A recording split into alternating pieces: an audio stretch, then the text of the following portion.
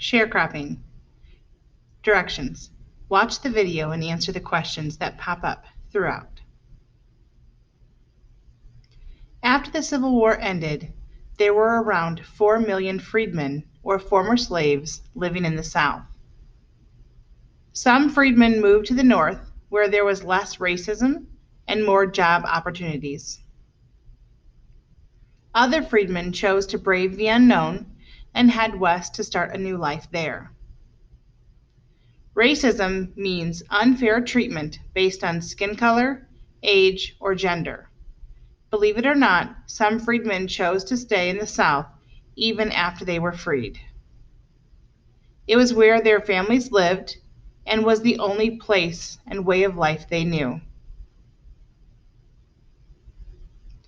The Freedmen's Bureau was established in 1865 to help the millions freedmen after the war. It was specifically focused at helping the former slaves who stayed in the South. The main task of the Bureau was to help freedmen claim their own land. The government had promised the freedmen that they could have 40 acres and a mule.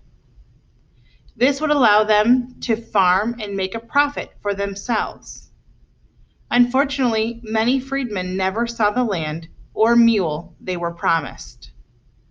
This is largely due to the fact that President Andrew Johnson was especially lenient on the South during the Reconstruction period. Most of the land that was meant to be given to freedmen was instead given to former Confederates. Black codes were passed in the South to control former slaves. The codes outlined blacks' rights and said how they should be treated. One example of a black code was that freedmen had to pay a special tax if they wanted to do any type of work other than farm labor or servitude.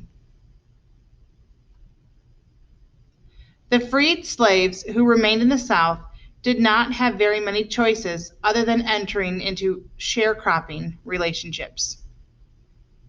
They didn't have any land of their own, and they faced the challenges that were outlined in the black codes.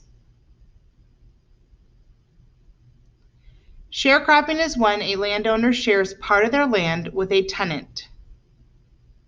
A tenant is a person who rents land from a landowner. The tenant was allowed to farm the land that they had been loaned. In return, the tenant had to give a share of the harvest from the land back to the landowner. While this might sound like a good deal for both the tenant and the landowner, the arrangements often took advantage of the tenant. The share of crops that the tenants were able to keep for themselves was often not enough to allow them to make a profit. Without making a profit, freedmen would never be able to buy their own land. The tenants then became stuck in a vicious cycle of having to farm the land they borrowed. On top of that, landowners often treated their tenants unfairly. Although former slaves now had their freedom, many sharecroppers did not have an improvement in their quality of life after the war. Fast fact: some freedmen became sharecropping tenants of the same white plantation owners that used to own them before the war.